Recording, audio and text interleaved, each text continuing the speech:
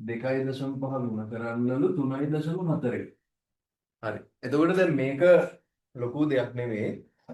නමුත් මේකවා වරද්දන්නේ දශම තිත තියෙන තැන. එතකොට දශම ගුණ කරද්දි මතක තියාගන්න ඕනේ මුලින්ම ඔයා දශම තිත අමතක කරලම දාන්න. ඒ කියන්නේ 25 34න් ගුණ කරනවා කියලා හිතන එක තමයි ලේසි. 25 34න් ගුණ කරනවා කියලා හිතන්න. පැත්තකින් ගුණ කරනවා. 34 ගුණ කිරීම 25.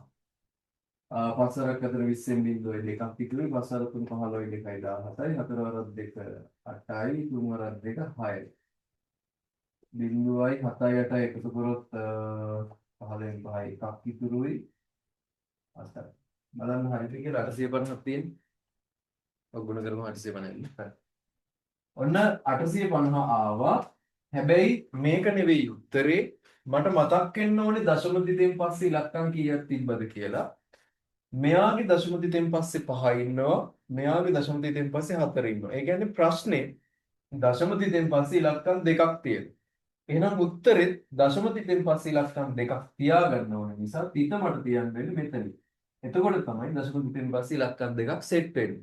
එතකොට මේකේ උත්තරේ 8.5 නැත්නම් 8.5 කියලා ඔයා උත්තරය අරන් තිබ්බත් හරි.